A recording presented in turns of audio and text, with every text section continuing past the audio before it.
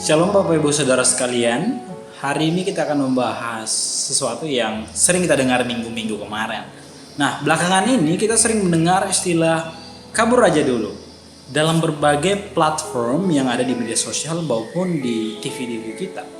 Nah, di Jepang istilah yang hampir serupa merupakan perlawanan sebenarnya terhadap budaya hustle culture atau kerja keras serta reaksi terhadap fenomena karoshi, yaitu kematian akibat kerja berlebihan serta tekanan sosial yang cukup tinggi yang menuntut loyalitas serta dedikasi ekstrim dari individu terhadap pekerjaan mereka. Nah, di Indonesia sendiri Bapak Ibu, istilah kabur aja dulu menjadi ekspresi kemarahan atas sistem pemerintahan yang rusak. Juga merupakan perlawanan atas ketidakadilan serta usaha untuk memperjuangkan hak dan kualitas hidup individu yang lebih baik. Pembahasan kali ini bukanlah saran praktis apakah lebih baik kita kabur aja dulu atau stay di situasi yang sedang kita hadapi saat ini di Indonesia. Mengapa demikian? Sebab ada hal yang sebenarnya perlu kita pahami. Nah, hal apa sebenarnya yang ada di balik istilah kabur aja dulu? Mari kita pelajari. Dalam sebuah gospel reflection yang membahas hashtag atau tagar kabur aja dulu, Pastor Michael Christian menyebutkan, kalau kita jujur dengan diri sendiri, sebenarnya yang kita cari bukan cuma uang yang lebih banyak atau hidup yang lebih nyaman, melainkan kita juga mencari makna. Nah, apa maksudnya Bapak Ibu? Sebagai manusia, bukankah kita seringkali ingin merasa bahwa hidup kita berarti? Bukankah kita juga ingin dihargai? Kita bekerja memenuhi tanggung jawab keluarga sebagai seorang anak, sebagai orang tua, sebagai suami ataupun istri. Karena salah satu alasannya adalah kita ingin dicintai. Bahkan sebagai manusia, kita ingin menemukan tempat di mana kita merasa di rumah, di mana ada kedamaian di dalamnya. Namun, dalam dunia kita yang telah jatuh dalam dosa ini, seringkali kita sulit bahkan tidak dapat menemukan kenyamanan yang kita inginkan. Saya nggak tahu apa kondisi yang sedang kita hadapi saat ini yang membuat kita berpikir mungkin kabur aja dulu adalah jawaban dari kehidupan yang lebih baik yang kita cari selama ini.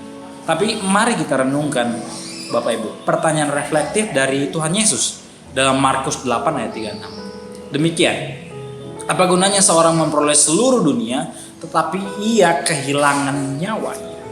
Di sini Bapak Ibu, Yesus sedang menggambarkan prinsip dasar kehidupan Kristen bagi kita, yaitu bahwa nilai kekal jauh lebih penting daripada keuntungan duniawi.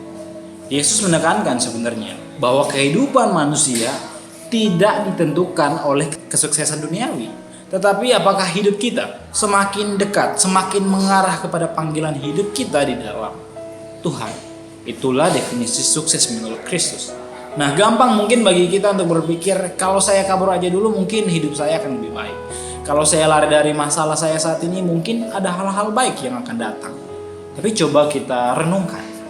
Kalau kabur aja dulu membawa kita semakin jauh dari Tuhan, melupakan nilai-nilai Injil, dan hidup kita semakin kehilangan makna, maka kita tidak sedang berjalan menuju arah yang Tuhan rancangkan bagi kita. Sebab hanya di dalam Kristuslah kita akan menemukan makna hidup yang sejati. Nah Bapak Ibu, izinkan saya menutup dengan pernyataan dari Pastor Michael Christian.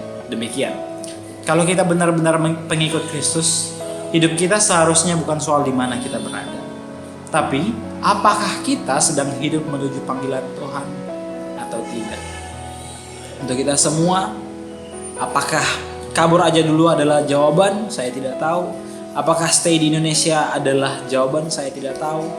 Dan mungkin kalau kita bertanya-tanya dengan masalah kita hari ini, apakah kabur aja dulu dari masalah kita hari ini adalah jawaban? Saya nggak tahu. Atau mungkin apakah stay dengan masalah kita itu adalah sebuah jawaban? Saya nggak tahu. Tapi yang saya tahu, kalau kita bertindak entah kabur atau stay, tapi semuanya menjauhkan kita daripada panggilan Tuhan, daripada hubungan kita dengan Tuhan, maka kita sedang kehilangan makna hidup yang sejati. Bapak Ibu, mari arahkan pandangan kita kepada Kristus dan melihat rencananya dalam hidup kita. Mari kita berdoa. Tuhan, kami bersyukur bahwa kami punya pengharapan yang gak akan pernah meninggalkan kami.